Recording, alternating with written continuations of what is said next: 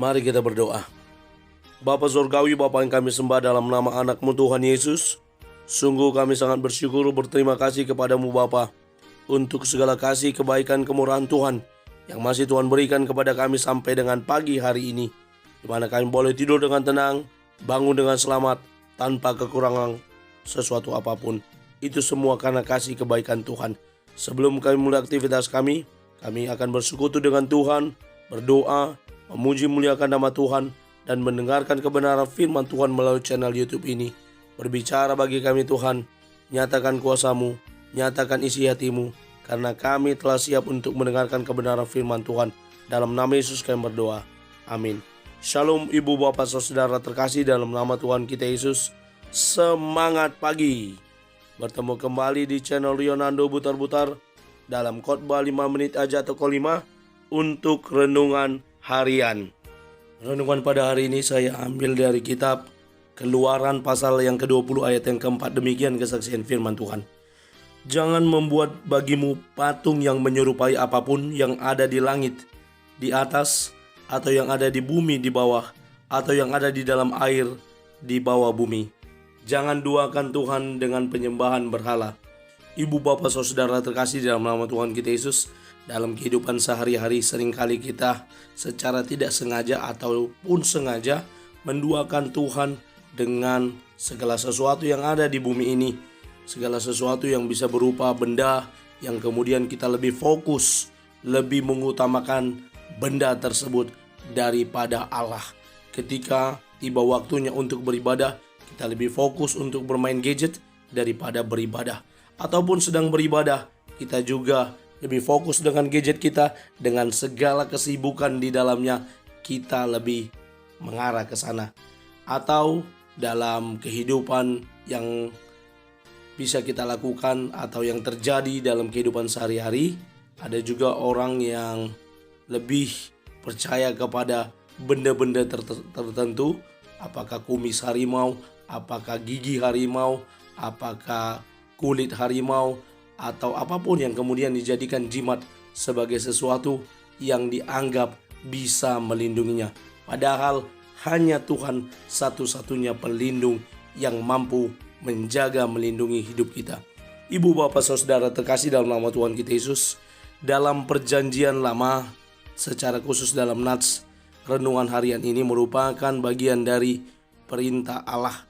Perintah Allah bagian yang kedua, di mana secara keseluruhan dalam Keluaran 20 ayat 4-6, dan tujuannya adalah bagaimana Tuhan hendak menyatakan dirinya adalah sebagai Allah yang tidak mau diduakan, Allah yang cemburu, Allah yang tidak ingin umatnya menyembah berhala.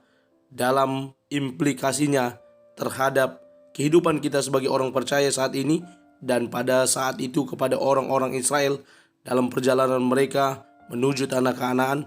Yang pertama, kecemburuan Tuhan sehubungan dengan penyembahan berhala, mengatakan bahwa Tuhan tidak dapat diwakili dalam bentuk apapun, karena kecemburuan Tuhan mengatakan bahwa Dia adalah Tuhan yang kudus. Karena itu hanya Tuhan sendiri yang harus disembah oleh orang percaya. Yang kedua, kecemburuan Tuhan terhadap penyembahan berhala mengatakan bahwa tidak ada objek ibadah selain Tuhan, karena menyembah berhala menandakan perzinahan spiritual yang mengakibatkan kecemburuan Tuhan. Karena itu orang beriman, orang percaya harus menolak segala bentuk penyembahan berhala. Yang ketiga, penyembahan berhala menyebabkan kecemburuan Tuhan karena perjanjian setia Tuhan dengan umatnya. Oleh karena itu, kecemburuan kepada Tuhan harus menjadi dasar dalam beribadah kepada Tuhan. Keempat, kecemburuan Tuhan dalam kaitannya dengan penyembahan berhala mendatangkan penghakiman, karena kecemburuan Tuhan mengatakan bahwa Dia adil ketika memberikan penghakiman sebagai konsekuensi menyembah berhala. Kelima, yang terakhir, kecemburuan Tuhan dalam kaitannya dengan penyembahan berhala mengatakan bahwa Tuhan mencintai umatnya, dan pada saat yang sama mengatakan bahwa Tuhan hanya memberikan berkat kepada mereka yang mencintai Tuhan. Kasih Tuhan mendasari hubungan Tuhan dengan umatnya.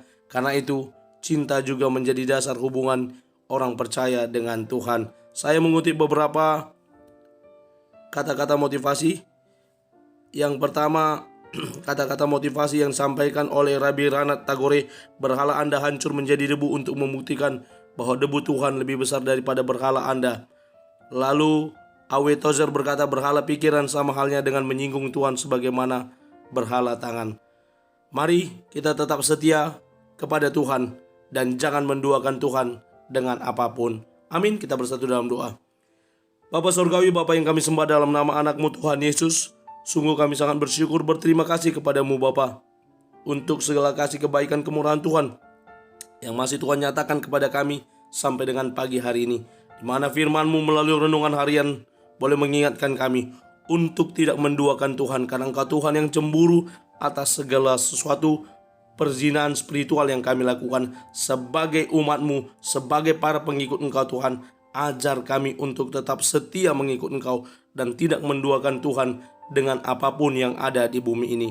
Terima kasih Bapak untuk telah mengingatkan kami pada hari ini, dan kami akan mulai hari ini dengan tetap setia dan mengandalkan Tuhan. Dalam nama Yesus kami sudah berdoa dan mengucap syukur. Amin. Selamat beraktivitas. Tuhan Yesus memberkati. Shalom.